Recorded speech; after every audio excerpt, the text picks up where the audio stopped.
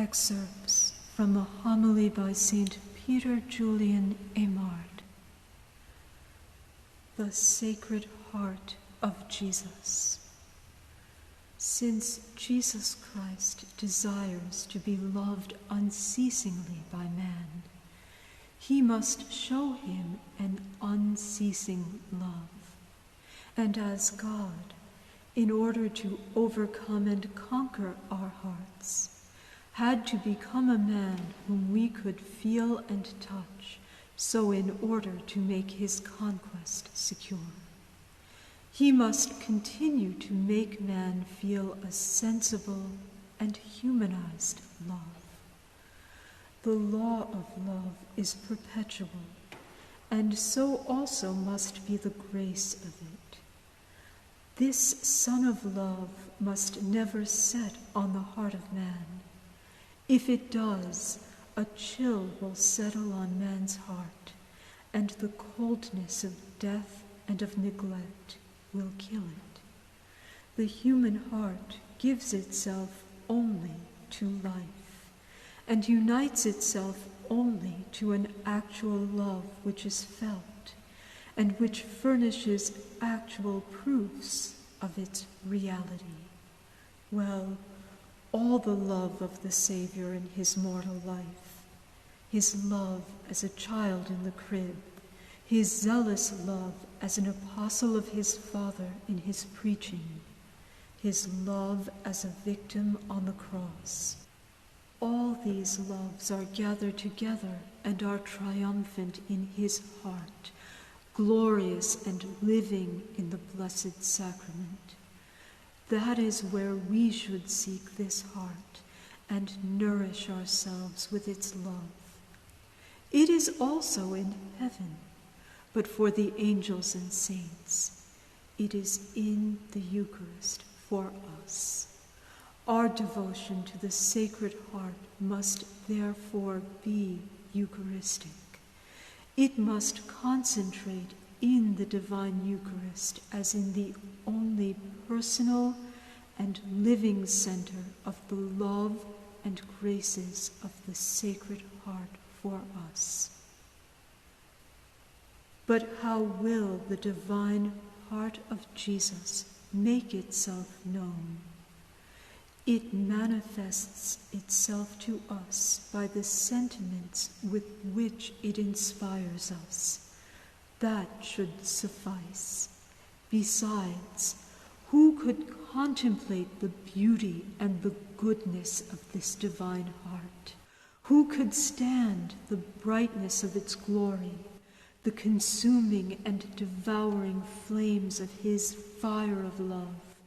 Who would dare look at this divine ark, on which is written its gospel of love in letters of fire, in which all its virtues are glorified, in which its love has its throne, and its goodness all its treasures?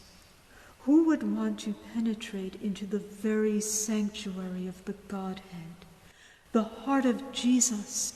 Why, it is the heaven of heavens, in which God himself dwells and finds his delights.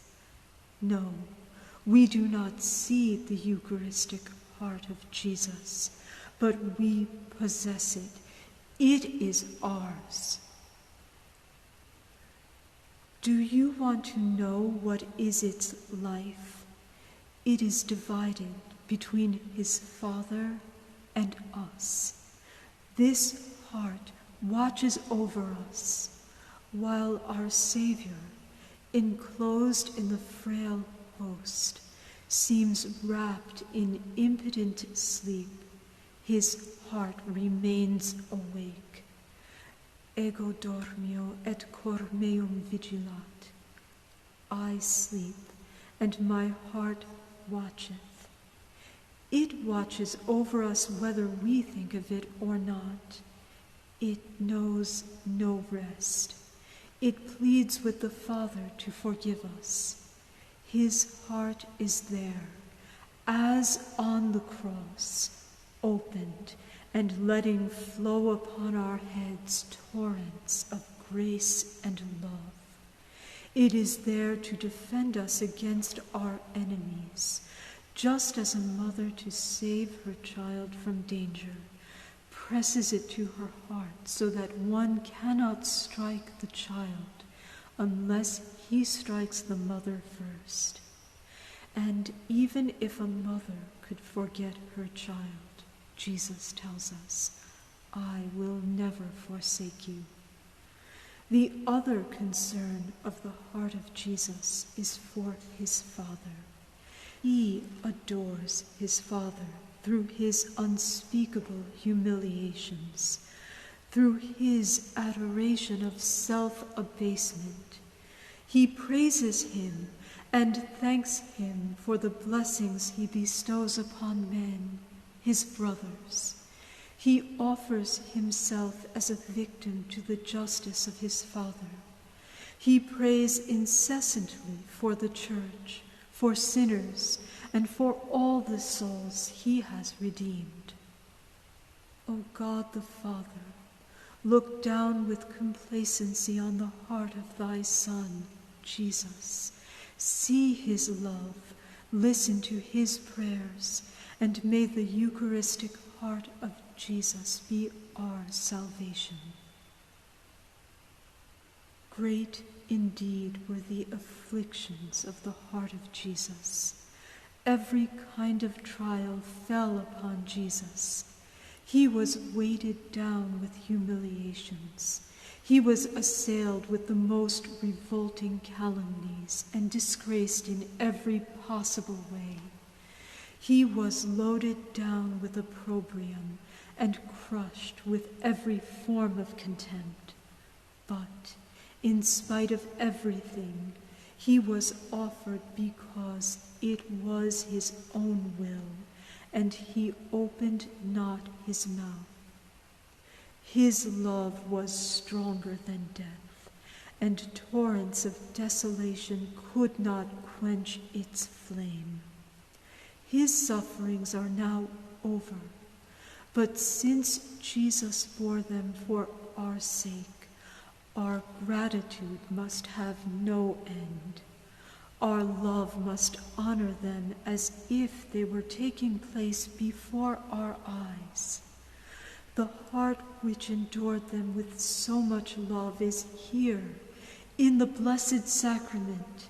It is not dead, but living and active, not insensible, but still more affectionate. Let us lavish our adorations and our love on the Eucharist. To the heart of Jesus, living in the most blessed sacrament, be honor, praise, adoration, and kingly power forever and ever.